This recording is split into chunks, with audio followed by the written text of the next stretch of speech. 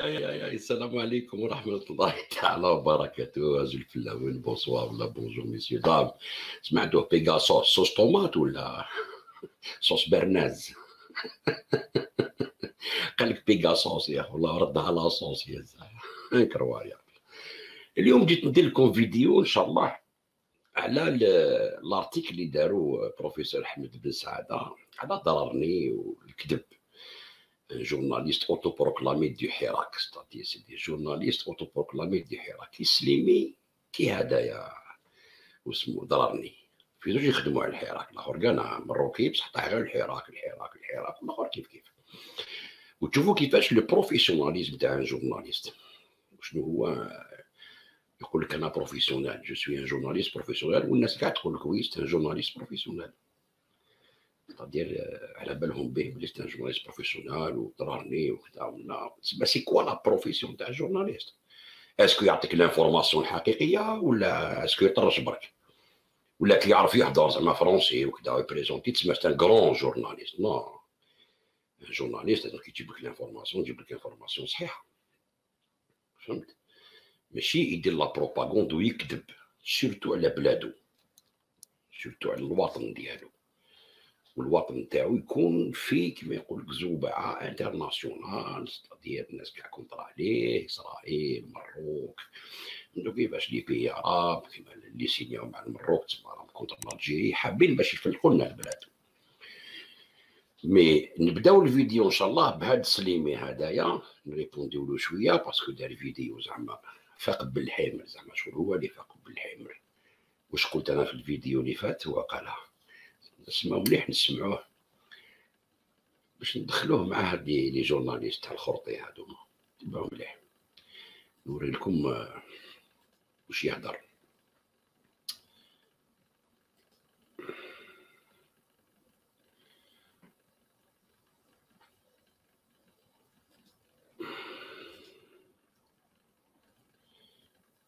نروحو لا مينوت 21. بغيت ناخذ غير هذه النقطه الدستوريه. نمشيو للموضوع الاول. الموضوع الاول هنا هذه القضيه ديال التجسس وغيرها اللي خرجت بيغاسوس. بغيت انكم تتابعوا معايا واحد الروايه نشوفوها باش نعرفوا داك الطرح اللي قلنا، لان بزاف ديال الناس علقوا كيقول لك كيفاش المانيا، كيفاش الجزائر، كيفاش هاد الدعايات. بغيتكم تتبعوا معايا هاد الاحداث هذه باش نفهموا ماذا يجري. عمار بن الحمار هذا وزير الاتصال، الناطق الرسمي باسم الحكومه ديال الكبرانات، في 15 فبراير 2021. كان فبراير، مارس، افريل، ماي، جوان، جويي، عاد تفجرات هذه القضيه هذه. هو ذاك الوقت شنو كيقول في واحد الحوار؟ كيقول لك ودي بان كاين هجمات اللي كيقصد بهم تنصت واختراقات وغيرها، مسات واحد 1400 هاتف.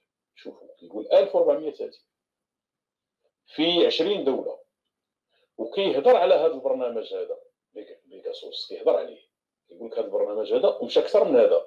كيقول لك هذا البرنامج بيغاسوس كيهضر عليه، كيقول لك هذا البرنامج هذا ومشى اكثر من هذا. البرنامج هذا بيغاسوس كيهضر عليه، كيقول لك هذا البرنامج هذا ومشى اكثر من هذا. كيقول لك هذا البرنامج راه استعملوا المغرب، كيقول لك راه هذا المغرب. شوف دابا هذا باش تعرفوا المونتاج ديال العمليه كيفاش بدات، منين خرجت. هذيك الساعه هادشي جرى، هذيك الساعه المغرب كان هذه المساله ديال الاعتراف، القنصليات، العلاقات مع اسرائيل، هادشي كله كانوا كيهضروا عليه الجزائريين. والمغرب هذيك الساعه بدات البوادر ديال الازمات مع المانيا، بدات البوادر وغيرها. اذا هنا في هذه اللحظه هذه كيخرج هذا، وهذا ملي كيخرج ماشي غيخرج غير هكاك، بمعنى انه كيخرج في اطار واحد المخطط، وهذا المخطط في المانيا. كيخرج في اطار واحد المخطط. وراه شفنا الناس بزاف ما انتبهوش للزيارات اللي كانت ما بين المانيا، المسؤولين الالمانيين مع الجزائريين. بزاف ديال الناس وبزاف ديال التقارير الدوليه بقات كتسائل، كتقول لك شنو واقع، كيفاش هذا الشيء هذا. اذا هنا كيقول هذه الجمله وكيقول لك اودي هو مشى كيدير حوار مع الشروق، هاد الشروق ديال العسكر، وكيقول هو الشروق في ذاك الحوار، لان حوار مكتوب ليه ماشي جهه، اش يقول في ذاك الحوار؟ انت مشيتي عند الشروق والشروق كيسولوه، هو كيقول لهم نتوما راكم مخترقين وراه كاينه 100 تصنت عليكم في الثانيه. كيهضر على هاد الامور، كيهضر بهذه الطريقه هذه.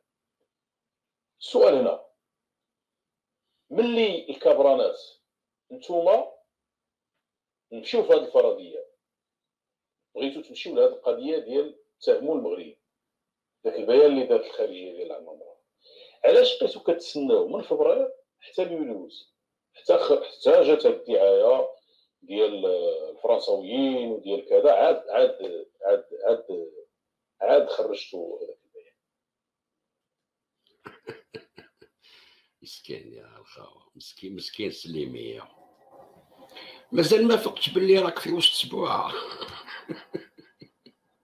راك تهضر ما فقتش بلي راك خلاص راك داخل لاكرو تاع اسبوع، تجري مور الصباح نتايا. شفت كيفاش راك تسمع لي بصح ما تقدرش تجاوبني. تستعرف باللي عفسناها لكم، نو ماشي سيناريو، لا هادي خدمه هادي. سافو با دير ما تجسستوش، لا جسستو علينا وي، بصح حنا على بالنا ودرنا لكم لي بارير وعطيناكم دي فوس انفورماسيون. هادوك التليفونات اللي كنتو تسمعوا فيهم وكذا كاع فوق، فهمت؟ ماشي ما كنتوش تصنتوا علينا ولا تسبيونيونا، سي اللي كاينه من هذوك يجبدوها لي زالمون لي جورناليست وماكرون، فهمت؟ حنا برك كنا فايقين لكم بلي عطاو لكم اسرائيل هذاك البروجي هذاك تاع بيغاسيوس. دونك حنا على بالنا جسستوا وي، بصح حنا فضحناكم انديريكتومون. دوك راكم في الغرقه كيما قلت لك، دبروا راسكم.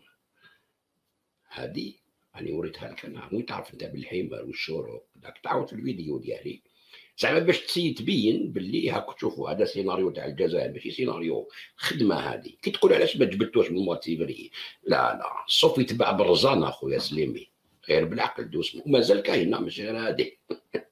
باسكو لو كان جبت لكم كلش على ضربه سي با لازم تعيا، نعطيك بعفسه ومن بعد نخليك 6 شهور 7 طاق نزيد لك عفسه تضحك ويا رايحه هكذايا حتى وانت تفشل، فهمت؟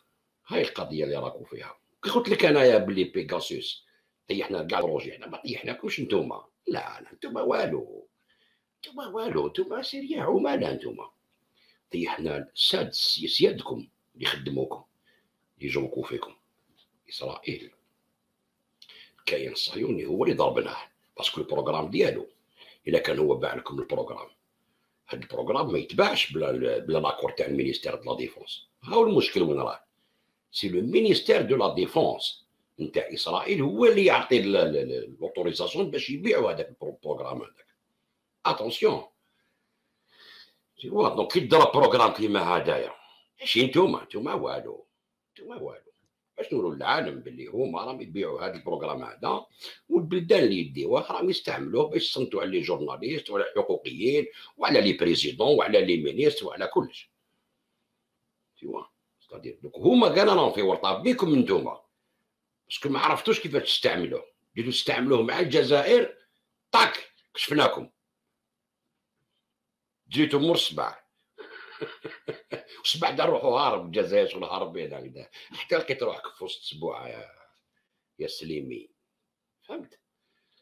حنا هما اللي طيحناهم. وقلت لك في الفيديو، شوش قلت لك في الفيديو تاعي هذه ما جبتهاش، دوك نوريها لك، شوف مليح، تبع مليح، تبع نوري لك. شوف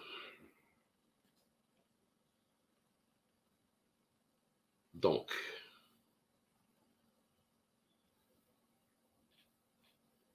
استنى نشوف هايليك.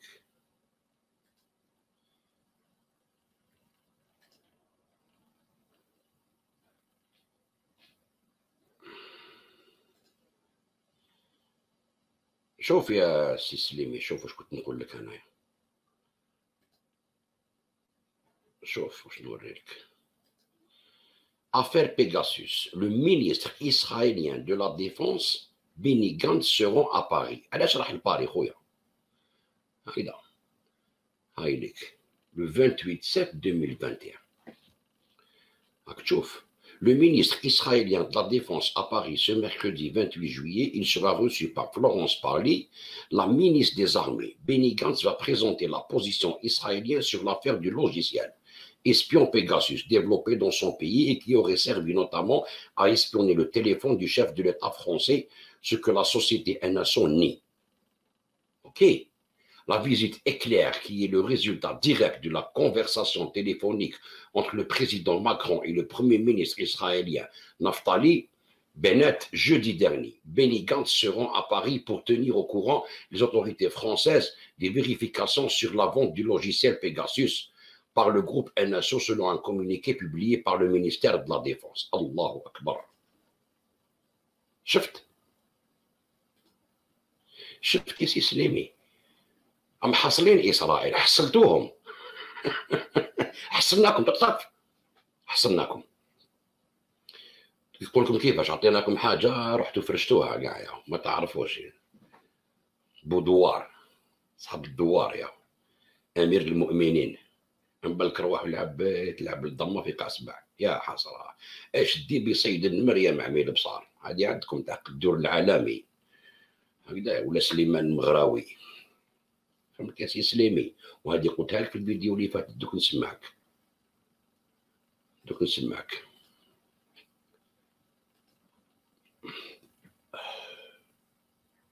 هذه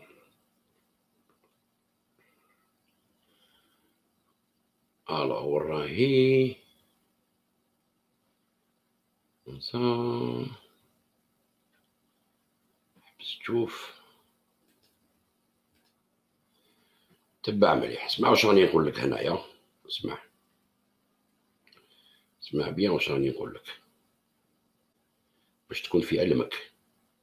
سربكناهم مع الاعلام، تسمى لي جورناليست كاع يقولوا كسرنا لكم الاعلام اللي كنتوا تروحوا تسبوا فيه الجزائر، هكذا حطيناكم في ورطه مع كاع لوروب والموند انتي.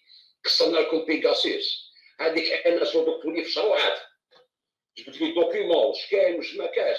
هذيك انس ودكتور لي في شروعات، جبت لي دوكيومون واش كاين واش ما كاش. فيني هذا البروغرام حرقناه في شروعات، جبت لي دوكيومون واش كاين واش ما كاش. فيني هذا البروغرام حرقناه. سمعت يا سي سليمي هذا البروغرام تنحرق، قلتها لك حاجه باينه هذيك. تكون تعرف السياسه وتعرف لي ريلاسيون انترناسيونال، انت تعرف يا اخي، تعرف نتايا نو دبلوماسيه وما نعرف شنو. دوك اسرائيل لازم يفهموا روحهم خو، على الالمان مع فرنسا مع لمن بعتوه لمن ما بعتوش، اسكو بعتوه لمروك ولا لا. فهمت؟ الا كان تباع يوروه يجبدوا دواء تكشفوا سي فيني كاين والو. سمعت زوج ماشي وحده. يا اخي قرلات يا اخي. وزيد عندك فيديو تهضر زعما على ارساف هكذا، روبورتير سون فوا ني لوا، حنا نقول لهم روبورتير سون فرونتيير هكذا. نسمعك واش تقول على ارساف.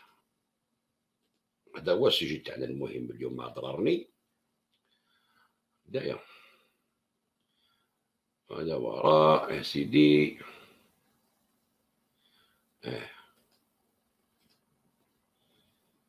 اسمع واش تقول. شي كيتصنت الجزائر، هذا بوحدهم كيقولوا هذه القضيه.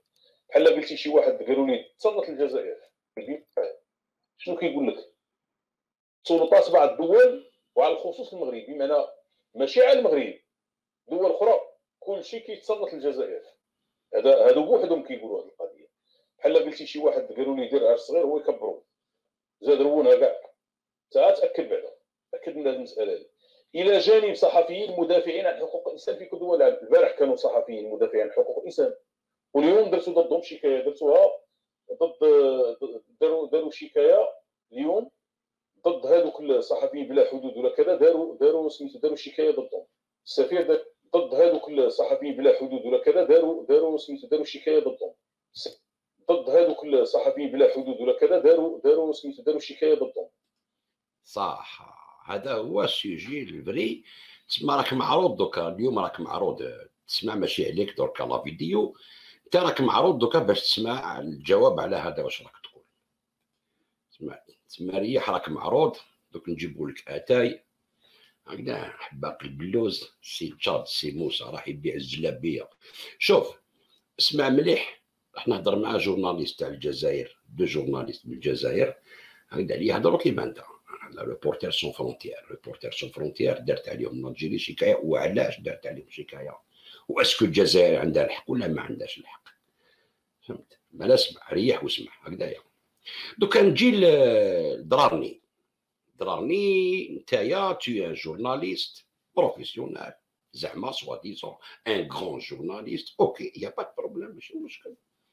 بصح Ahmed Ben Saada حكمك bien comme il faut الخطره هذه. بون tu n'as pas le courage de faire avec lui un débat كما قلت في الحبس هكذا. دوك نقرا لك الارتيكل تاعو ماشي كرا عليك سبيسيالمون، مي على لا بروفيسيون تاع جورناليست. انت داك تقول جورناليست كيفاش تكذب على الجزائر، باسكو تخدم، انت خدام تاع روبورتير سون فرونتيير وتاع فرنسا. فهمت؟ سيتادير كيفاش تكذب على بلادك دون اون افير كيما هادية، تكذب تجوز اون فوس انفورماسيون تاع المعلمين ديالك RSF باش تغلط الجزائريين وتضرب بلادك في العالم. en tant que journaliste connu زعما بريزوني بور لا ليبرتي ديكسبرسيون بور لو جورناليزم وكذا، نوريك بلي ما تحشمش، والجزائريين كاع يشوفوا شكون نتايا اليوم هكذا، بلي نتايا تي ان مونتور، تي ان بروباغونديست، تي ان ميرسونير نتاع لوكسيدون، نتاع الناس اللي عندهم العقليه لي لوبي في لوكسيدون، لي لوبي امبرياليست، كيفاش حاب تكسر بلادك. فهمت؟ تبعني مليح. شوفوا يا الخوه، درت لكم الارتيكل تاع احمد داير هاوليك، تبعوا ان شاء الله تبعوه.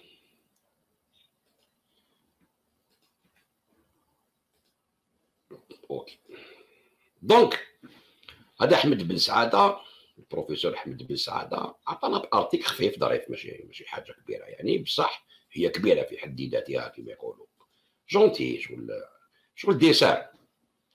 Alors, Pegasus, RSF et les journalistes autoproclamés du Hirak algérien. Alors, كانت مع الاول لي واش كيش يقولوا الكتيب هذاك يدار فيهم حاله لي تينور اوتوبروكلامي دي حراك، ومن بعد ولات لي جورناليست، لحقنا لي جورناليست اوتوبروكلامي دي حراك. هكذايا اسمحوا لي دقيقه برك، عطوني دقيقه، عطوني 1 مينوت نخش.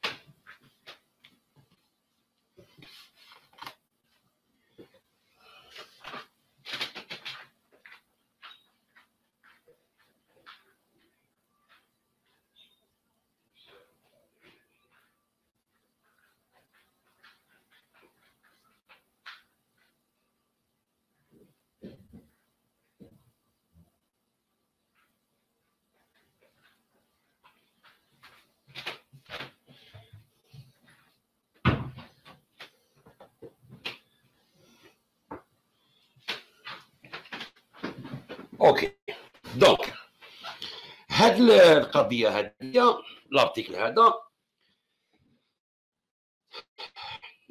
نقراوه انصامبل باش نشوفوا. الوغ يقول لك selon la mythologie grecque, Pegasus, alors Pégase en français, est un cheval ailé qui est chargé d'acheminer le tonnerre et les éclairs sur l'Olympe. c'est-à-dire هذا عود دوك كيفاش هذا عود اللي عنده الجناحتين، هذا عود عنده جناحتين، هذاك هو البيغاسيوس. اوكي، تعلموا حاجه، تسمى علمنا حاجه، يجيب الطونير الرعد، فهمتوا كيفاش؟ كيما هاد العفسه تاع بيغاسيوس. Il avait aussi comme pouvoir de faire jaillir les sources d'un coup de sabre، تسمى ضرب برجلو برك يخرج الماء. Et comme son homologue mythologique, le pauvre Angre, sorti du laboratoire de l'entreprise israélienne NSO, a non seulement réussi à faire tomber la foudre et le tonnerre sur la tête de certains pays, en particulier le Maroc. تسمى قال لك حمد وحده يا قاك طيح عليهم الطونير على المره، طيح عليهم الرعد يا هاد البيغاسيوس هذايا شابه هادي. Alors, non seulement réussi à faire tomber la foudre sur le tonnerre sur la foudre et le tonnerre sur la tête de certains pays, en particulier le Maroc, mais a aussi permis de confirmer la compromission de certains journalistes autoproclamés du Hirak et de leurs employeurs et soutiens étrangers. تما كشفنا شكون هما هاد لي جورناليست اوتوبروكلامي دو حراك هكذاك واش يخدموا مع ليترونجي. هادي زبيدة عسول نهار هضرت عليه في راديو ام كتبت: Le journaliste Khaled Drarni, que j'ai vu le 9-6-2020, m'a chargé de remercier tous les journalistes pour leur soutien, les avocats pour leur abnégation, et demande à Ihsan d'inviter le professeur Ahmed Ben Saada au CCP pour parler de son dernier livre sur le Hirak et lui en faire une belle dédicace en tant que journaliste autoproclamé du Hirak. C'est-à-dire, هو في هاد لافير هادية، اوكي، في هاد القضية هادي السي درارني قال لك غندير له ديديكاس انايا ونكتب له ماشي واسمو لي تينور اوتوبروكلامي، لي جورناليست اوتوبروكلامي دي حراك. تسمى هو سمى روحو وحده، التيتر هذا هو اللي دارو. بصح لحدينا اليوم مازال ما عارف. كان في الحبس قال إحسان القاضي عارضو باش يهضر لك على الكتاب هذاك، وهو لحدينا اليوم ما داش معاه ديبا ولا عرضوه يهضر، وكان في الجزائر ولا قال أروح فهمنا لا ليبرتي دو لا بريس، فهمت؟ ليبرتي دو بونسي، ليبرتي ديكسبرسيون، هادو ما يعرفوهاش. يقولوا لكم هكذايا بصح ما يعرفوهاش. او قالها دي قولي له يجي عرضو هو وخرج من الحبس. شحال عندهم فيفري واقيلا هو البرا ولا شحال من اللي خرج من الحبس، بصح ما عرضوش. علاش راك خايف تعرضو؟ علاش خفتوا منه؟ علاش؟ باسكو زعما شغل هو كونطرا عليكم دونك حنا ما نعرضوش. هذه هي الديمقراطيه تاعكم ولا ليبرتي ديكسبرسيون. تسمى غير ترشوا وتسبوا في الغاشي برك. كيفاش تحبوا تبنوا بلاد ديمقراطيه؟ امبوسيبل. نتوما ما تستعرفوش بها، ما تستعرفوش بها نتوما بروحكم.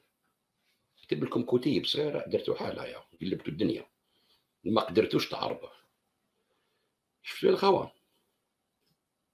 ويجي يقول لكم حنايا، هو يقولها بروحو. شوف بوغ بارلي دو سون ديرني ليفر سور لو حراك. وزبيدة عسول اللي ولاو يحوزوها في كاع المظاهرات، ديكاج عسول ديكاج، هاي مسكينه. دونك توري لكم هنايا بلي هاد الناس يسون با اونيت، ماشي اونيت. لو كان جاو اونيت اعرضوا خويا قال كتبت كتاب على الاخر، هاوليك الكتاب اوتوبروكلامي دو حراك، يا خويا روح فهمنا، روح قول لنا وشنو هذا الكتاب. من الان مازال ما عرضوش، وهذا ضررني هو اللي كان يهضر. يقول لك l'enquête sur la gigantesque affaire d'espionnage du logiciel Pegasus a montré que plus de 50 000 personnes ont été ciblées à travers le monde. Activistes, journalistes, avocats et politiciens ont été électroniquement espionnés par au moins les 11 pays suivants: Arabie Saoudite, l'Azerbaïdjan, le Bahreïn, les Émirats Arabes Unis, la Hongrie, l'Inde, Kazakhstan, le Maroc, Mexique, Rwanda et Togo. Il est très important de noter que NSO, la firme qui commercialise le logiciel, ne peut vendre son produit sans l'aval du ministère de la Défense israélien, ce qui en dit long sur les méthodes et l'éthique de l'entité sioniste. Mais بيعوش بلا وتجسوا على 50 000 personnes. فهمتوا؟ لو كان ماشي افير تاع المينيستير دو لا ديفونس نتاع اسرائيل كان ما يروحش المينيستر دو لا ديفونس باش يفهم. اوكي دي باش تعرفوا. الوغ يقول لك ce vaste scandale aussi néfaste soit-il a permis de mettre la lumière sur deux aspects importants de la géopolitique et des relations internationales. Primo, il a démontré que l'ingérence étrangère, si décriée à l'occasion du Hirak et bien avant, n'est pas uniquement une vue d'esprit, mais bel et bien réelle. C'est-à-dire, يقول لك راهو بين لنا هذا البيغاسيوس باللي هاد الناس اللي راهم يقولوا باللي هذا البروغرام ما كاش منه الايادي الخارجيه ما كاش منها، عم يكذبوا عليكم الدوله والجيش وكذا باش يغمضوا لكم عينيكم هذوما. قلت ما كاش منه. هاد لافير تاع بيغاسيوس راه بينت لو كونترير، بينت باللي يسبيونيونا ومحسوسين وكذا، وكاين ايادي خارجيه منهم ضرارني مع RSF مع راديو مع اسمه روبورتير سون فوا نيلوا هكذايا. هذه باش تعرفوا ما كاش ايادي خارجيه ورينا هذا غير مروك برك، خلينا من الغاشي الاخر. اوكي باش تعرفوا برك. يقول لك il a confirmé que les relations sécuritaires, commerciales et politiques entre l'État hébreu et certains pays arabes ne datent pas d'hier et ont précédé les récentes normalisations Maroc, Émirats ou elles pressenties dans le futur Arabie Saoudite. C'est-à-dire هادو les pays qui يتبعوا مع إسرائيل، même زعما ماشي باينين، باش يحكي ولات إسرائيل تمد لهم un logiciel d'espionnage. l'Arabie Saoudite هكذايا، البحرين، les Émirats Arabes Unis، tu vois، المروك، العربيه السعوديه راهي معاهم، تسمى لو كان يعطوك ان لوجيسيال اسبيون اي تسمى انت راك مطبع معاهم، ما يقولكش ما راش مطبعين. هذه على بالنا على كل حال، بصح كان لازم تجيبوا لا بروف، ولا بروف عطاوها لنا هما. هذا البروغرام بيغاسيوس خرج لنا بزاف لي فيريتي يا ناس. Le Maroc à lui seul a ciblé plus de 10 000 numéros de téléphone, soit près du 5e du total. C'est-à-dire في 50,000 المروك وحده عنده 10,000. 60% de ces cibles, 6000, ont été localisées en Algérie, montrant à quel point le considérable espionnage du royaume chérifien est focalisé vers l'Algérie, dévoilant les intentions belliqueuses de ce pays envers son voisin. 60% تاع لي زيكوت تاع المروك في 10,000 في العالم، 60% كاع الجزائر. تسمى البلي غروس بار حنايا، يوريك باللي تسمى كيفاش راهم تسمى شاحنين علينا. بصح حنا عفسناها لهم رميناهم على راسهم بهم بالبروغرام ديالهم. L'exposition de l'Algérie à cette cybercriminalité a été souvent évoquée par le ministre de la Communication, Ammar Belhima, qui m'a dit dans l'incrédulité, la mauvaise foi ambiante de celles et ceux qui ont allègrement surfé sur le Hirak. Différents articles et interviews ont été consacrés indiquant la perspicacité de son analyse. Certaines déclarations ont été même très largement reprises par la chaîne israélienne I24. Les articles اللي دارهم بالحمر تكليك عليه يخرج لك في الارتيكل، تحب تقرا لو دو موساد هادو كاع بالحمر هكذايا باش تعرفوا. اوكي تكليكي على لي زانترفيو تاعو كيف يخرجوا لك. اوكي Algérie est en mesure de faire face à la cybercriminalité selon عمار بالحمر. اوكي janvier 2021. تسمى حنا كنا عاسين روحنا، هاد الناس اللي عم يقولوا لكم المخابرات وما كان والو، دوك نوري لكم وكدا وتشوفوا فرحانين كيفاش يطيحوا لي سيرفيس ويطيحوا لارمي، باسكو الشعب داير كونفونس لارمي تاعو وداير كونفونس لي سيرفيس تاعنا. ستادير لازم نحيلهم، نكسروا لارمي لا سيكوريتي تاع الجزائر، لازم نطيحوها ونضربوا الشعب مع العسكر. هذه هي البلون تاع اعداء الجزائر باش يخربوا الجزائر. هاو البلون ديالهم راهو بان مع بيغاسيوس، هذا مخرجوا كامل.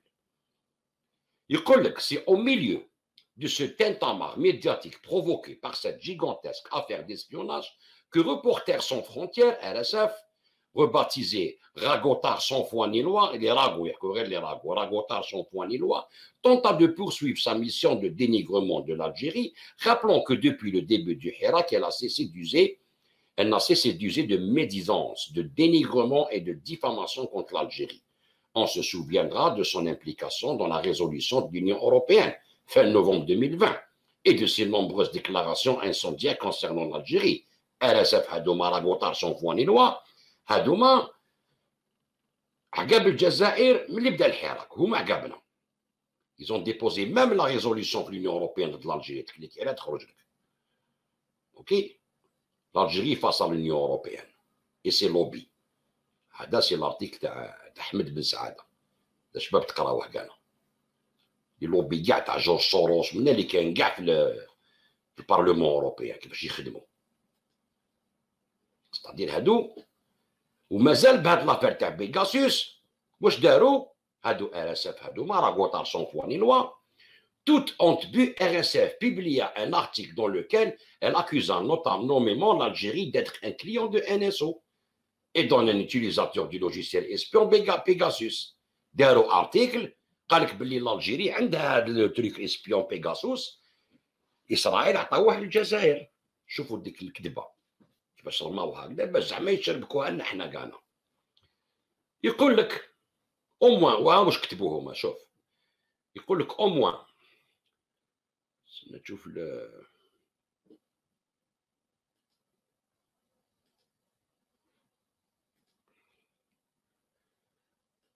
هذه الارتيكل ديالهم. يقول لك au moins 180 journalistes dans 20 pays au total entre 2016 et juin 2021 ont été ciblés par les clients de mouchards israéliens. Parmi les clients, يقول لك هادو RSF de NSO figurent des régimes autocratiques comme l'Arabie Saoudite, l'Algérie, le Maroc, le Bahreïn, mais aussi des démocrates, Mexique, Inde. Toutes les régions du monde sont concernées, de la Hongrie à la Turquie, et l'Azerbaïdjan en Europe, au Togo et au Rwanda en Afrique. C'est-à-dire, RSF, bon, l'article موجود. Tu vois, l'article هدايا داروه RSF. كيفاش؟ c'est-à-dire باش تعرفوا كيفاش هاد العباد هادو عقاب الجزائر ويخدموا معاهم هاد الخونه كيما درارني. دوك تشوفوا نوري لكم. اوكي يخدموا معاهم هاد العباد. اوكي نوري لكم الارتيكل ونعاود نقولوا الارتيكل تاع بن سعاده. الارتيكل نتاع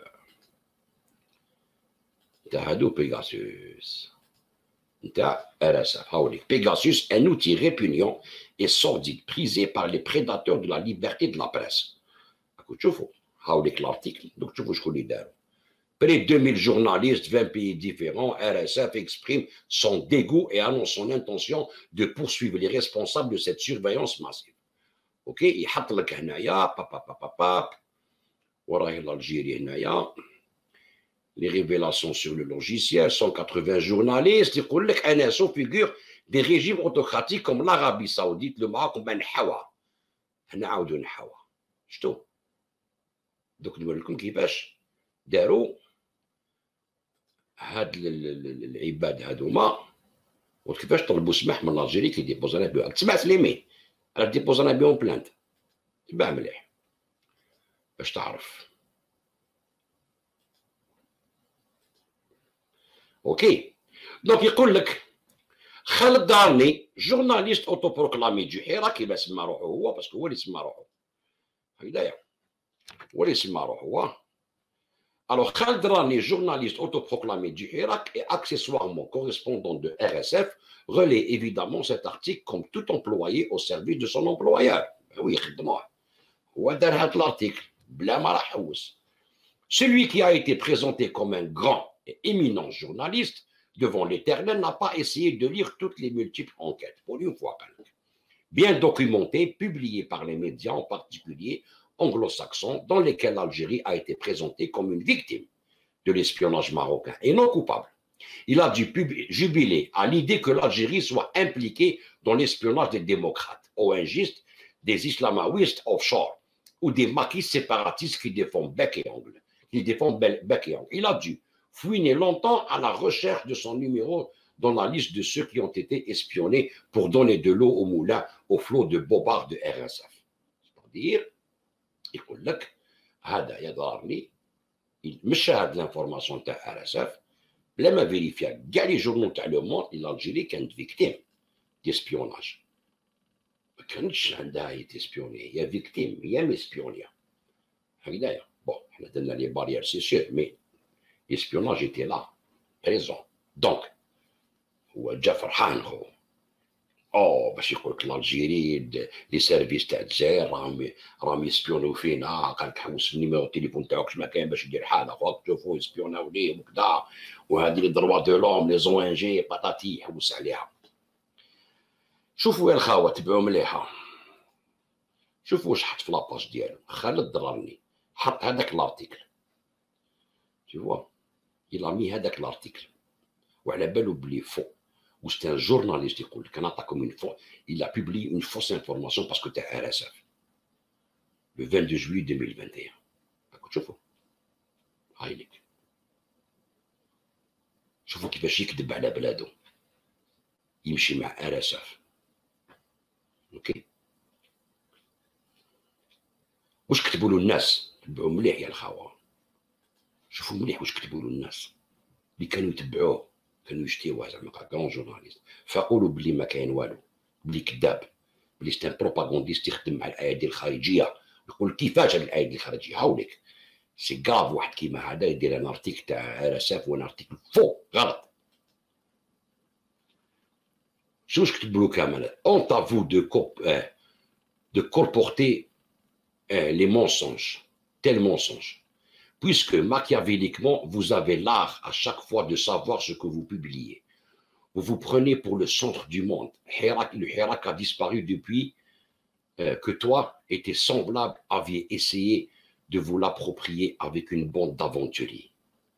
ما قالوا الحراك قتلتوه، الحراك قتلتوه من نهار وليتو نتوما حبيتو تخطفوا الحراك هذا هكذايا مع ناس افونتوري. شوف على بيه حبس الحراك، على جا الناس كيما هادو اللي يحبس الحراك واش بيكم يخدموا كاع مع ليترونجي ويحرضوا يرموا الزيت فوق النار كامل، مع RSF مع CFI كانال فرونس انترناسيونال. دوك نوري لكم يقول لك شوف هادي بلال بن مداخل. Pourquoi citer l'Algérie alors ceux qui ont révélé l'information disent que l'Algérie est victime dans cette affaire? Fake news et propagande pour essayer d'incriminer l'État algérien. Ayez le courage et l'honnêteté intellectuelle de journaliste de le dire. ما حبش يقولها، قالوا له قولها، انا ما تقولهاش. Tu vois الناس فقولوا pourquoi vous avez la haine envers l'Algérie monsieur Drarni Axel. Si Hamban, on a tous pleuré pour vous, Khaled Drarni, quand vous étiez emprisonné, et milité pour votre libération, et pleuré de joie à votre libération. بكينا معاك كنت في الحبس، بكينا معاك خرجت. Je comprends que vous en voulez à l'État algérien. تقدر تما تكون عندك الحقد على l'État algérien de vous avoir infligé ça. Mais réfléchissez et ne devenez pas un traître à votre pays. تسمى هكذا راك ولي تراتر.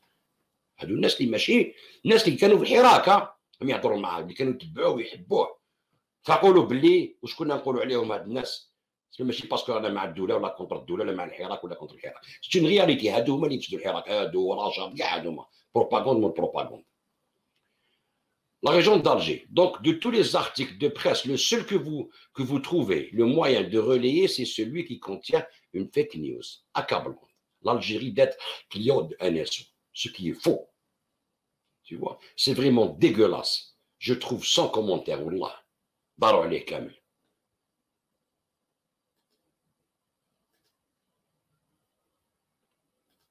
شتو كامل داروا عليه باسكو علاش؟ فقولوا حنا كيقولوا نهضروا معاكم تقولوا انت راك معايا، حتى حنا كنا نحبوا كيفاش الحراك هذا يكون الجيريان تاع الجزائريين نخرجوا به بطريقه مليحه، فهمت؟ سون فيولون سون ان دخلوا فيها رشاد، دخلوا فيها لي مونتي بحيرين، دخلوا فيها DRS تيروريست، دخلوا فيها هادو راديو فينونسيين من عند فرنسا CFI درت لكم عليها كل فيديو، دخلوا فيه كاع هاد الشردامه هادو ما خسروا لكم من الحراك. بوالانين راشي كاع فاق هرب. كيقول لكم تقولوا انتوما راكم مع الدوله، نو ما رانا مع حتى واحد، حنا رانا مع الجي. الا كان الدوله دير الخير في الجزائر حنا رانا معها، يا با بروبليم. الجيش ما كاش الهضره عليه كاع، الجيش انتوشابل انتوشابل، فهمت؟ ما تقدرش تمس الجيش وبليصه، فهمت؟ الجيش هو العمود الفقري كاع لي ديفو اللي فيها يتنيطواي غير ما تخافوش. اللي يقول لك راك تشوفوا كانوا يخدعوا راهم كاع في الحبس، سي اون بون شوز نو؟ ولا كيفاش ما يدوهمش؟ كاين بارتو الخونه في العالم كاع، في كاع الجيوش. سنودن كان مع لاسيا هرب من الامريكان جبد لهم كاع فوادهم. سي بلي كراف كنت سارق دراهم وراه في الروس مخبي. ايوا جيليان اسانج من كان يجيب ويكيليكس ديالو هادو؟ كان يجيب مع عندي سولدا امريكان، مع من كان يجيبهم؟ روحوا قراو تشوفوا ملي كان يجيب. يا حسرة، هاكو تشوفوا بالقصير راهو روشارشي، اسم فاميلتو، اسم كدا خامج بور توت لافي عند الجزائريين. فيني إلي مور، قتل روحو، ما عنده حتى معيشه، راه خدا سيتوانتي تاع ما نعرف واش كاين. اليوم بعدو كي يكون جينيرال بالقصير تسمى معصوم، داري خلص، راهو هارب كي الكلب ومثالو. يا با بروبليم. هذيك كاع تفورات في هذيك وقت بوتفليقه راهم ينيطوايو، سي اون بون شونس، او موان لارمي راهم ينيطوايو. شوف هذوك الشركات اللي مازال فيهم هذوك الخونه اللي مازال ما لحقوش ليهم، سانديكاليست الدنيا يديروا دراهم بالدراهم تاع الخدامين، انا جاي اليوم ان شاء الله. دوك هما لازم يتنيطوايو، فهمتوا؟ دوك انت تجي تقول لي ضررني خو، ضررني. شوف شوفوا يا خوال، كما يقول لك هاي الخيانه العظمى. ونزيد نقول لكم شوفوا، هادي سي لا ميور. شوف هادي كما يقول لك سي لا سوري سور لو غاتو، هادي لا سوري سور لو غاتو. هادي تسمى كادو من عند بن سعاده، من عند حميد، جاب لنا كادو مهبول هكذا. تسمى شوف يعني، شوفوا التصويره هادي يا الخاوه، شوفوا التصويره هادي. يقول لك ان اوتر في كي كونفيرم l'instrumentalisation de Khaled Drarni par RSF contre l'Algérie, l'histoire de sa banderole, alors que le journaliste autoproclamé du Hirak a été libéré en février 2021, la publicité de son incarcération est encore visible aujourd'hui à Paris. تلقوه فيفريير يا اخي، تلقوك هكذا خالد دراني، تلقوك فيفريير. هاد لا بوندرول هاي ليك مازالها فري خالد، راكو تشوفوا فري خالد دراني هاي ليك. pour la liberté de la presse en Algérie، libéré خالد دراني في قوجا باتيمون. شوفوا في باري مازالها لحدنا اليوم ما نحاوهاش. اسكو راهو في الحبس خالد دراني؟ اسكو راهو في الحبس؟ اسكو مازالك في الحبس السي خالد دراني؟ ما راكش في الحبس نو. دونك هاد الباتيمون على بالكم بلي شحال يخلصوا عليها هادية؟ يخلصوا عليها دراهم كبار. ما تقدرش ديري بيبليسيتي هكذا في الزنقه فرنسا في حيط كومبلي وما تخلصش عليها. سقسيو يقولوا لكم ويخلصوا عليها غاليه، شحال كبيره وش حاكمه في الباتيمون هذاك. هو بروحو جامي قال لهم يا ودي نحيوها، انا خلاص راني ليبر. لا خلاوها. تقولوا لي بصح بالك هذه ستون فوتو قديمه، نقول لكم خداها لو 26 جويي، راحوا ناس صوروها وبعثوها لحمد هكذايا. شنو نوري لكم؟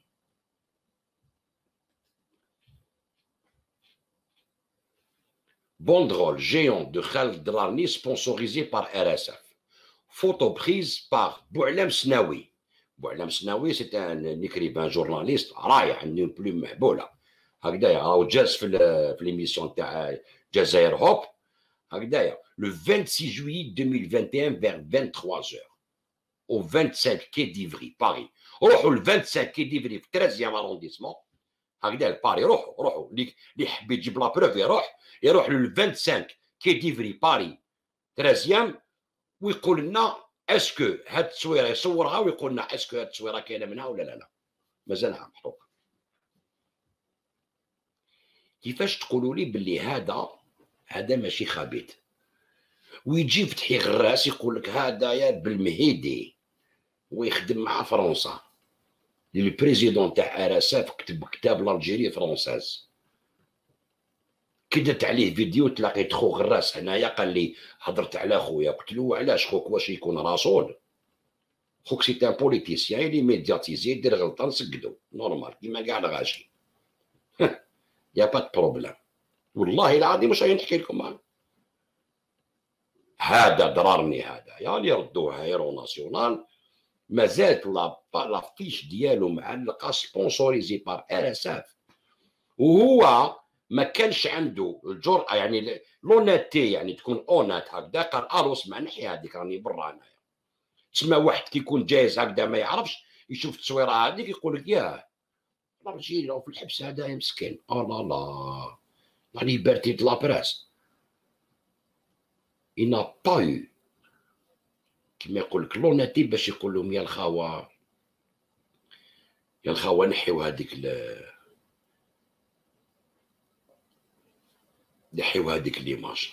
فو روندي كونت انت جورناليست، انت تشي لانمي د الجيري واش بيك او كشفك احمد التصويره مازال الان محطوطه، تروح دير بيبليكاسيون فورس على الجيري تبع في اراسات وانت على بالك بلي كاع الجرائم قال لك ما كاش منها. الجيري سي اون فيكتيم تاع ليسبيوناج، وانت زعما فرحان ودرت هذيك لا بيبليسيتي فوس بيبليسيتي لالجيري باش الجيريين يقول لك شوف الجيري ما يخدموا مع اسرائيل باش تخبطوا الشعب. ما تحشموش يا وكان كاش ميسا لا فيولونس نتوما تحكموا الباسبورات ديالكم وتهربوا لومباساد دو فرنسا يدير لكم الفيزا ويهربوكم لفرنسا يخبوكم عندهم وتقعدوا تكتبوا على الجزائر وترموا الزيت فوق النار باش تقتلوا ولادنا يا واحد الخونه يا واحد الخبيث. ما تحشمش على عرضك. هام ليك هام هادو هما اللي فسدوا لكم الحراك ماشي حنايا، هادو اللي فسدوا الحراك، هادو كاع نبيل اسماعيل زبيدة عسول بوشاشي هذا طابو زيطو دينا هادو كاع هادو كامل اسلاميين هادو لرسيد ديال الباد هذاك اللي ما حبوش نحقوكم الباب مسدود ما كاش ويحرضوا فيكم وكذا ويقول لكم نتوما هما الابطال في العالم والشعب هو البطل وما يضربوا في الجيري في الدار بكم نتوما حتى ولا سيبورتيكم حتى السليمي يقول لكم الحراك والكبرانات تحميتوا كاع الجزائر اللي دير كرواز من الداخل ومن البرايا واليوم تجوا تورونا الوطنيه وتقولوا لنا حنا وطنيين. ما تحشموش على عرضكم. يما شتو روحوا لا دير شوفوها وديروا تصاور وحطوها في لي باج ديالكم نبارطاجيوها كامل. يقول لك est-ce que RSF peut nous expliquer ce que fait une telle propagande mensongère dans les rues de Paris. هكذا le hashtag Free Khaled serait-il encore d'actualité et nous serions pas au courant. مازال في الحبس حنا ما على بالناش ولا ou est-ce que juste une autre façon de braver son venin sur l'Algérie. بزقسم تاعك على الجزائر. Drari n'a évidemment pas été le seul dans cette entreprise de calomnie. Son acolyte Hamid Ba'la, donc Hamid Ba'la est venu à la rescousse demandant à RSF si leur information était correcte, alors qu'elle était contraire à l'ensemble de ce qui avait été publié par les médias internationaux. Et M. Ba'la Khalek, si RSF le dit, c'est que c'est vrai, non? Et Allah يا سيدي على تسقسيهم. هذا Ba'la هاوليك شنو نوريو لكم. نوريو لكم نكتبوا Ba'la. هذا هو. شوف دابا نوريو واش كتب. شوف حميد بعلا في تويتر شوف يقول لك هنا Ivo RSF confirmez-lui la nouvelle pour qu'il puisse s'en donner à cœur joie et se rouler dans la fange de la compromission qu'il semble affectionner tout particulièrement. RSF قال له محمد يعطيو الانفورماسيون باش يفرح باش يقول لك وي نخدموا مع اسرائيل او نقول لك نسقسيكم تما كاع لي جورنال اللي يكتبوا بين لاجيري فيكتيم ما امنهمش راح يقول الاراسف سما يحم باباكم وريو ليا. هاي لك شوف حميد بعلا. Bonjour RSF. Dans votre communiqué du 19/7, vous affirmez que l'Algérie fait partie des clients de NSO Group. Aucun média partenaire du consortium n'a révélé une telle chose. Pouvez-vous éclaircir ce point, s'il vous plaît? Ah oui, c'est. Mais la réponse n'était pas à la hauteur des espérances. Zut alors. Mais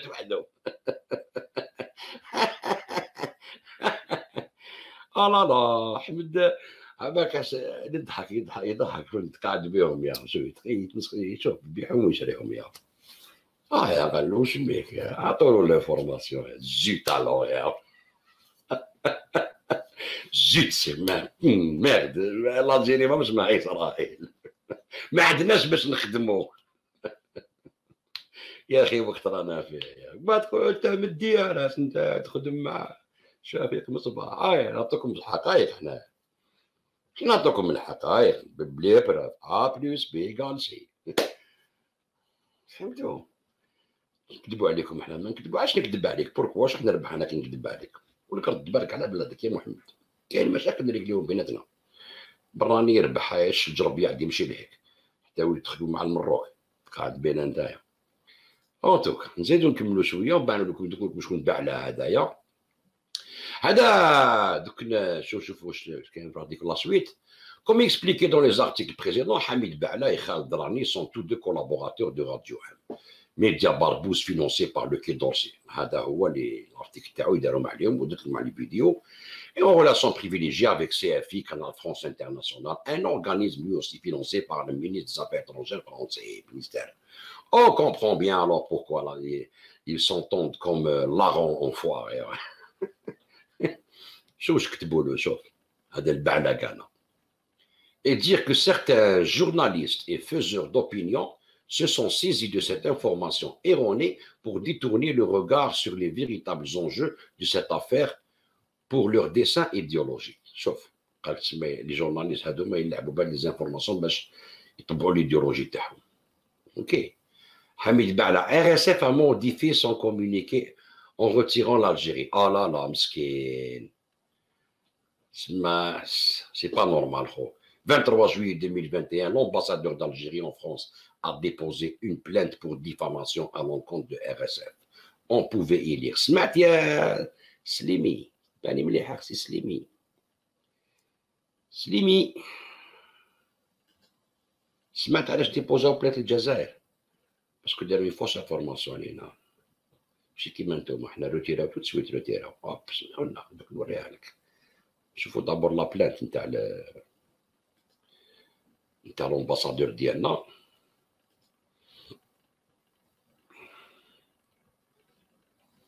هكذا هاي ليك لا بلانت باش تعرفوا.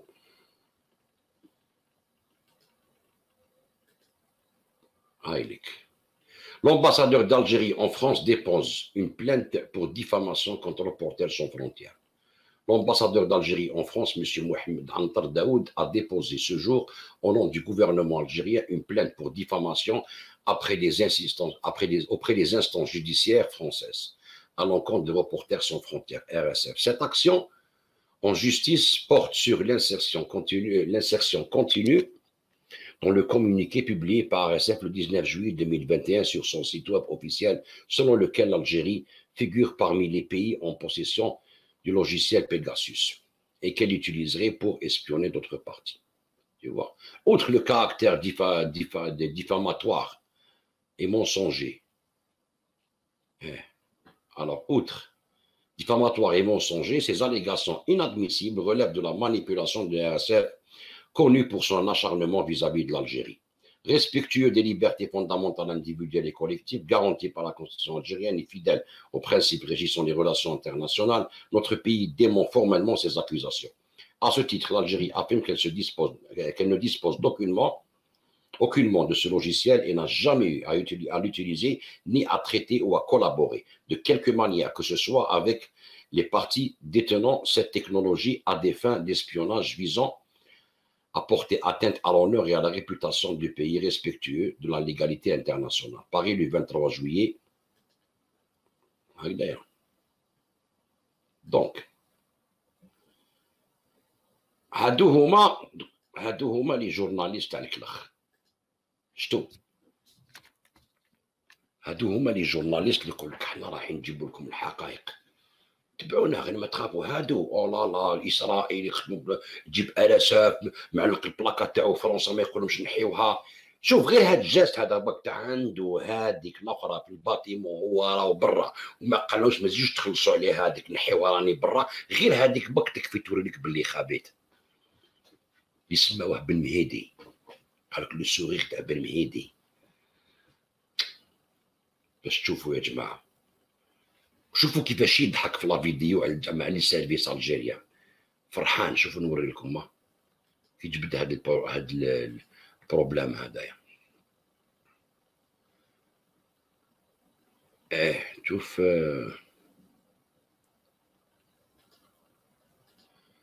شوفوا كيفاش كي ينطق على لافير كيفاش يضحك على الجيري. شغل الجيري زبل فهمتوا كيفاش. شوف. Et ce qui nous concerne, nous, en tant qu'Algériens, c'est que nous avons appris, à notre grande dame, que près de 6000 numéros de téléphone algériens ont été écoutés par les Marocains, par les services secrets marocains.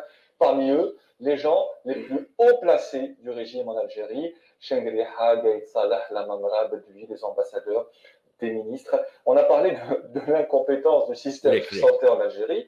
Peut-on parler aujourd'hui de l'incompétence du système de santé en Algérie? Peut-on parler aujourd'hui de l'incompétence des services de renseignement en Algérie? Peut-on parler aujourd'hui de l'incompétence des services de renseignement? شفتو كيفاش يضحك، شفتو فرحان. l'incompétence des services algériens. شوف يا عايش في الجزائر، قرا في الجزائر، تربى في الجزائر، السيستم تاع بوتفليقه هو اللي ردو جورناليست. وين بان هذا؟ واش من عام بان هذا؟ البيلا الجزائر وان وكذا هما شكون؟ بعتو مام يدير انترفيو مع ماكرون، طلعوها به، ردوه جورناليست باش ولا اليوم يضحك على الجيري ويكذب على الجزائر ويحب يحصل بلادو في لي بروبليم انترناسيونال. التصويره تاعو مع الكافي باري ما يقولوش نحوها. هذا راجل، هذا جورناليست سموه انتوما. سي با ان جورناليست هذايا، سي ان تريتر لا ناسيون. هذا سي ان تريتر لا ناسيون. هذا اكبر تريت. هذا هو. خليه اللي يخرج من الحبس يحضر زعما مع دروا دو لوم، ما يديروا والو. دروا دو لوم تاعكم ما يديروا والو. تدخل منها تخرج من هيك، ما عندهم ما يواسوا. فهمتوا؟ دي باش تعرفوا. شوفوا نوري لكم هذاك بعلا، نوري لكم هذا في الارتيكل نتاع احمد بن سعاده. ما عندوش بزاف على كل حال اللي داروا هدايا. دابور سمحوا لي، هاو كيفاش طلبوا سماح. شوف، لا ماشي هنا، ماشي هادية. شفناها ديجا.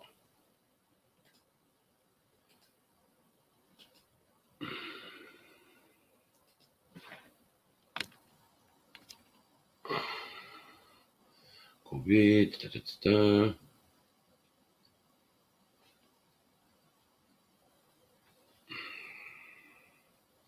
pour diffamation.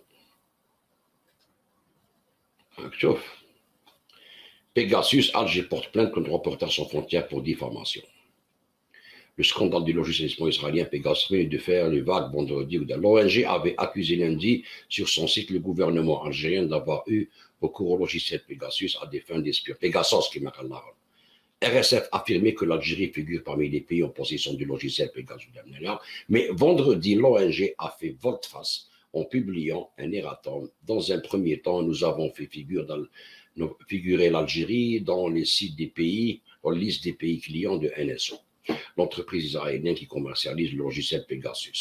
Cette erreur que nous regrettons a été corrigée. Le gouvernement algérien voit cette situation d'un autre œil et accuse RSF de manipulation.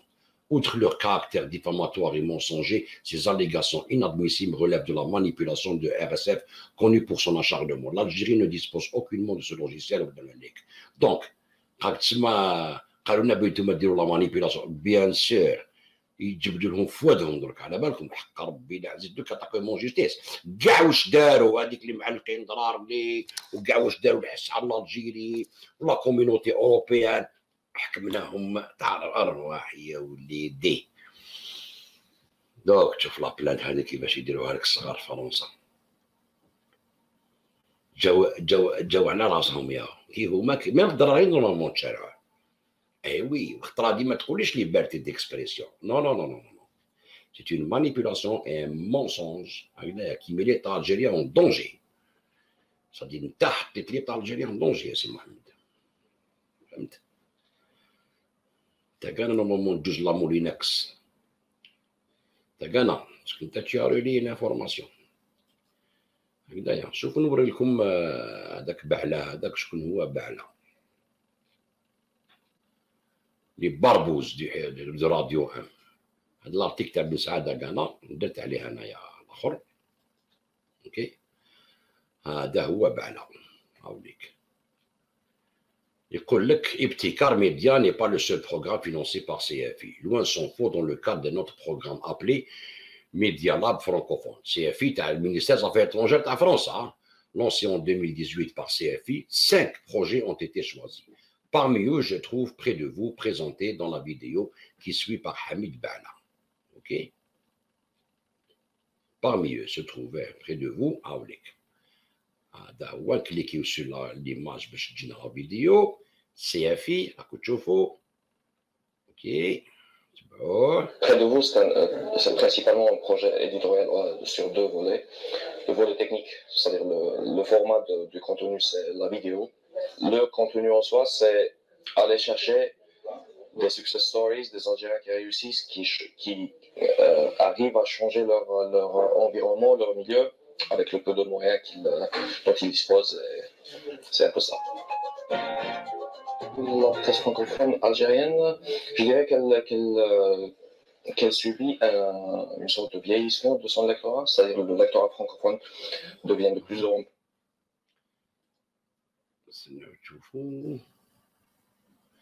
Et ليش ما راهيش تمشي هنايا استناو بون alors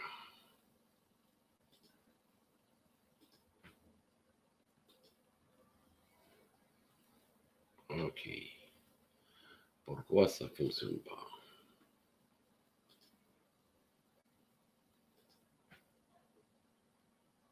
Près de vous, c'est principalement un projet éditorial sur 2 volets. Le volet technique, c'est-à-dire le format du contenu, c'est la vidéo. Le contenu en soi, c'est aller chercher des success stories, des Algériens qui réussissent, qui arrivent à changer leur environnement, leur milieu. Près de vous, c'est principalement dont ils disposent. C'est un peu ça.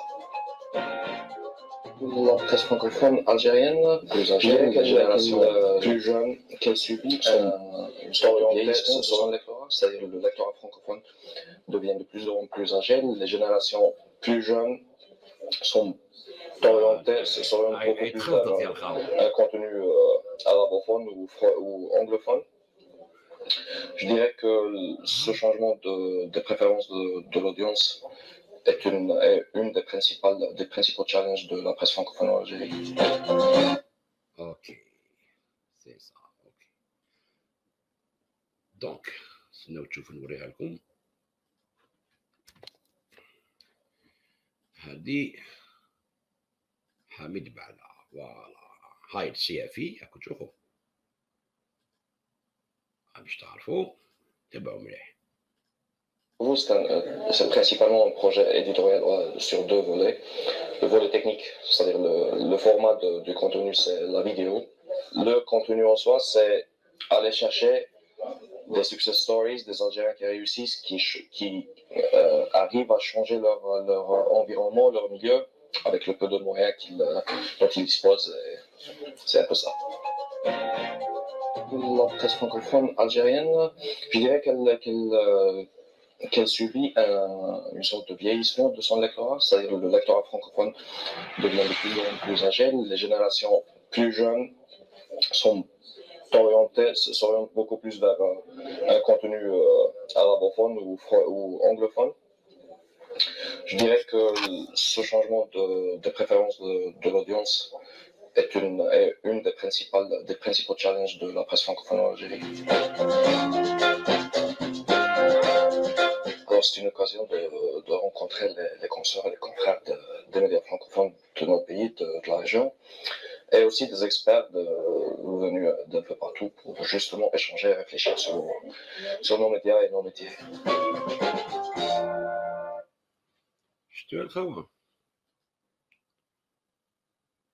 هذا السيافي هما يفينونسيو هما كل شيء كيما كاع راديو كامل Canal France International qui dépend du ministère des Affaires étrangères françaises. وهذا يضل يسب في بن سعد يضل يهضر عليها اللي هو البز هذايا الحليب مازال في ليبو يتلاح لواحد بروفيسور ايميريت في الكندا توخ هذا البز هذا علاش يطبعوه فهمتوا هذا بصح ما يلحقوش هو يخدم مع مينيستير زافير ايترونجير تاع فرنسا. دوك نوري لكم شنو هو السي اف اي، وريت لكم الفيديو بصح نعاودوه عليه انتيريسونت. تشوفوا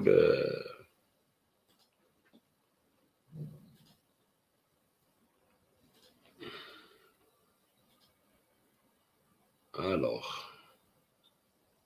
ومن نضال تبعوا شكون هما راسف اوكي اسمو شكون هما سي اف اي كندا فرونس انترناسيونال. Je suis Romain Nadal et je suis porte-parole du ministère des Affaires étrangères. سمعتوا porte-parole du ministère des Affaires étrangères، يهضر باسم الشؤون الخارجية نتاع فرنسا. مليحة هكذايا. تبعوا.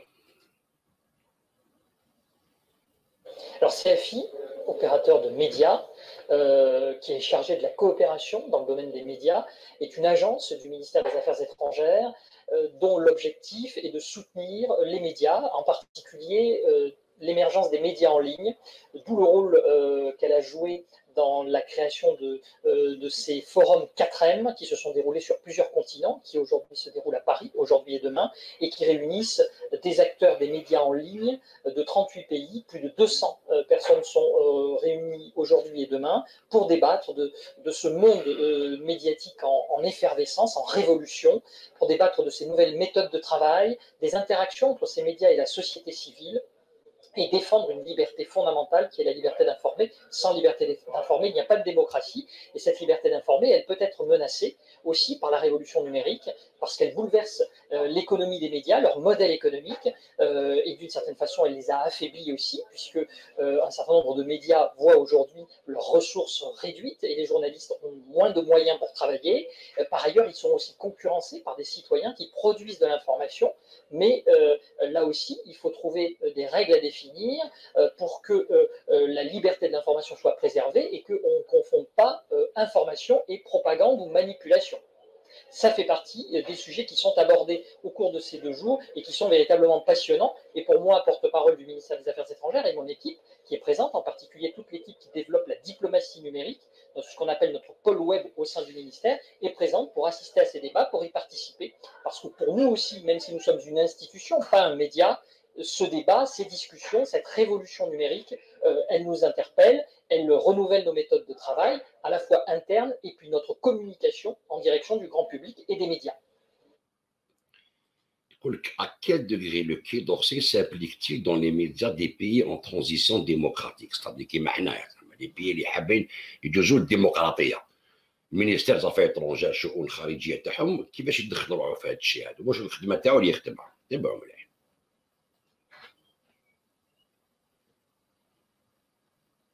Alors, on ne s'implique pas dans les médias sont par définition indépendants, nous n'intervenons pas sur leur ligne éditoriale ni dans leur fonctionnement intérieur. En revanche, nos ambassades et nos consulats généraux dans le monde soutiennent la liberté de la presse, soutiennent les journalistes qui peuvent être en difficulté. Nous travaillons avec des grandes organisations non gouvernementales de défense. qui soutiennent les journalistes en difficulté، تسمى اللي عندهم مشاكل كيما ضرارني حاطين التصويره تاعو في باريس وراو برا، هذا هو السوتيان تاعهم بالكذب. فهمتوا؟ De la liberté de la presse, je pense à Reporters sans frontières, mais aussi Amnesty International ou d'autres ONG qui sont indépendantes bien sûr des gouvernements, mais qui peuvent parfois faire appel à nous ou nous interpeller pour que nous défendions tel journaliste ou tel média en difficulté ou victime de répression. سمعتوا؟ قال لكم تسمى RSF وكذا راغوتار سون فرونتيير، ريبورتر سون فرونتيير، راغوتار سون فرونتيير ني سون فوا ني لوا، يقول لك حنا ينجموا يقولوا لنا باش نانترفينيو معاهم مع لي جورناليست كي سوني بريمي، كيما مثلا خالد ضررني اللي راهو برا بصح التصويره مازالت ماركه هكذا انترفينيو كيفاش ولا كيما دابا لا. فهمتوا؟ شوفوا تبعوا مليح تبعوا. En quoi le numérique a modifié votre manière de faire de la diplomatie? كيفاش هذا النيميريك سما الانترنت ومنا بدل كيفاش ديروا نتوما الدبلوماسيه في العالم، الطريقه تاعكم باش تبدل الطريقه تاع الدبلوماسيه جديده.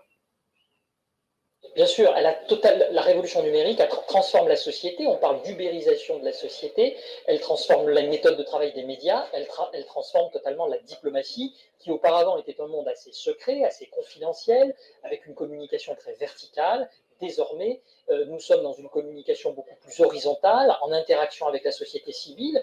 Nous avons de nouveaux espaces de communication que nous sommes en train de conquérir. Nous pouvons dialoguer beaucoup plus avec les sociétés civiles grâce aux réseaux sociaux, grâce à nos sites internet. Et nos diplomates, nos agents dans le monde et à Paris, eux aussi, sont davantage appelés à communiquer. Nos diplomates et nos agents dans le monde. Qui m'a c'est leur agent, Radio 1, c'est leur agent, parce que Radio 1, c'est CFI, s'exprimer, à interagir avec la société et à expliquer ce qu'ils font. Pour nous, c'est nos agents grâce aux réseaux sociaux, grâce à nos sites internet, et nos diplomates, nos agents dans le monde et à Paris, site internet, et nos diplomates, nos agents dans le monde et à Paris, nos sites internet, et nos diplomates, nos agents dans le monde et à Paris, internet, et nos diplomates, nos agents grâce aux réseaux sociaux, grâce à nos sites internet, et nos diplomates, nos agents dans le monde et à Paris, eux aussi, sont davantage appelés à communiquer, à s'exprimer, à interagir avec la société et à expliquer ce qu'ils font. Pour nous, c'est une chance. C'est un défi, mais c'est une chance parce que cela nous permet de montrer de façon très concrète comment nous travaillons et puis aussi les itinéraires des personnes qui sont appelées à contribuer à notre diplomatie. C'est aussi la découverte de parcours, de personnalités, de nos ambassadrices, de nos ambassadeurs et des agents qui font vivre le Quai d'Orsay et qui participent à l'élaboration de la politique étrangère et des agents qui font vivre le Quai d'Orsay et qui participent à l'élaboration de la politique étrangère et des agents qui font vivre le Quai d'Orsay et qui participent à l'élaboration des agents, de la politique étrangère et des agents qui font vivre le Quai d'Orsay et qui participent à l'élaboration de la politique étrangère, puisque les rédacteurs du ministère, les sous-directeurs, les directeurs, les ambassadeurs, à tout niveau, nous communiquons, c'est-à-dire nous expliquons et nous allons à la rencontre des Français en France et dans le monde. Nos ambassades en direction des sociétés civiles vont à la rencontre des citoyens pour débattre, échanger, faire mieux connaître nos priorités, l'aide publique. Nos agents في l'étranger نخدموا معاهم يجيبوا لنا انفورماسيون مع لي زومباساد ديالنا باش نمشيو لا بوليتيك اترونجير تاعنا. الا كان هذه ما تكفيكمش باش تعرفوا باللي هادو خونه ما نعرفش لازمكم ياهم. سي كنتو كاع خونه لاجيري كاع غير العسكر. الا كان هاد الناس يقول لك حنا هادو هما لي هيرو تاعنا الابطال تاعنا ضرارلي راديو ام فهمتوا. سي امبورطون تعرفوها. هذه سي تري امبورطون تعرفوا شكون هو CFI كانال فرونس انترناسيونال يخدموا مع هذوما. انا على كل حاجه قلت لكم عليها بس نزيد لكم باش تعرفوا لي بربوز هم لي بربوز. شوف. En avril 2014, le CFI lance le premier appel à proposition dans le cadre de Iptikar Media, dont le premier mot est l'acronyme de E-Boosté for Technical Gouvernement. Région Iptikar vient aussi dire innovation en arabe. Veut dire innovation, veut aussi dire innovation. Il faut savoir que les projets sélectionnés ont obtenu des subventions dont le montant varie entre 20 000 et 80 000 euros. Le 8 et 9 juillet 2014, le jury Iptikar s'est réuni à Marseille dans le but de sélectionner les projets qui bénéficieront de leur financement. Maintenant, Radio Am.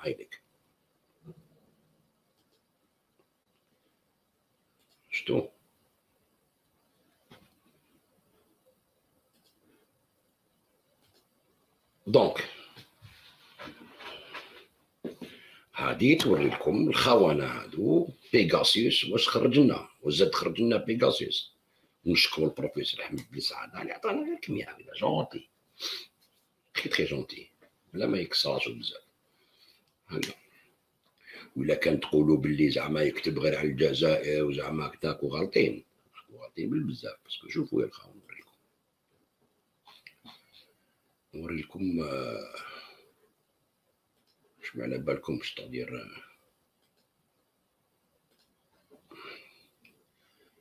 هادي باش تعرفوا برك حنا واش رانا نقول لكم ماناش نكذبوا عليكم للاسف.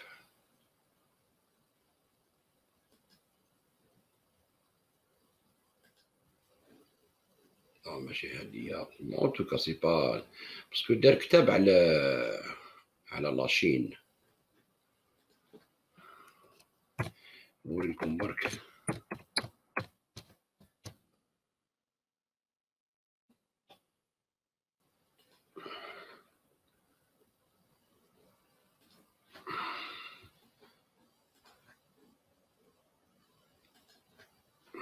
هذا سي لو، نوريكم باش تشوفوا برك.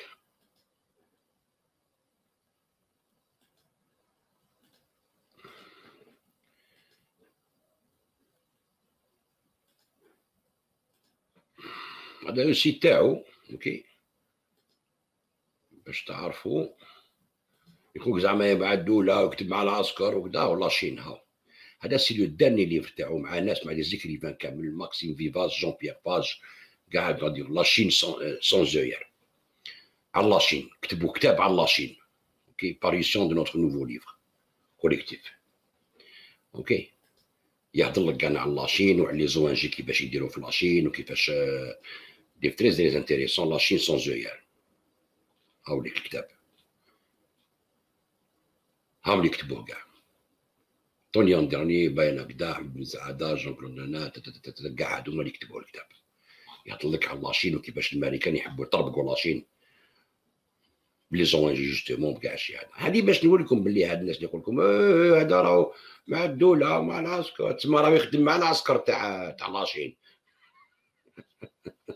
تسمى هو مع العسكر تاع لاشين، مع العسكر تاع الجزائر، مع العسكر تاع الروس، مع العسكر تاعهم كاع. حالنا تغيضوا على بالكم والله العظيم.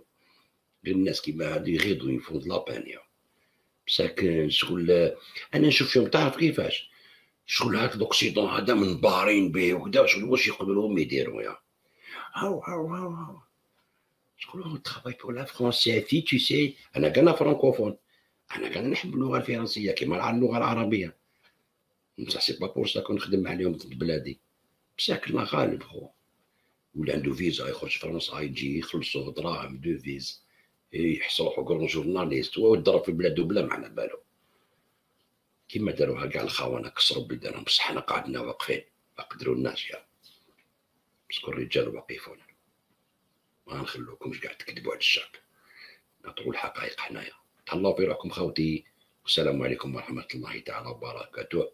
سليمي هاك تبعت ايميسيون شابه هدايا. تهلا في روحك.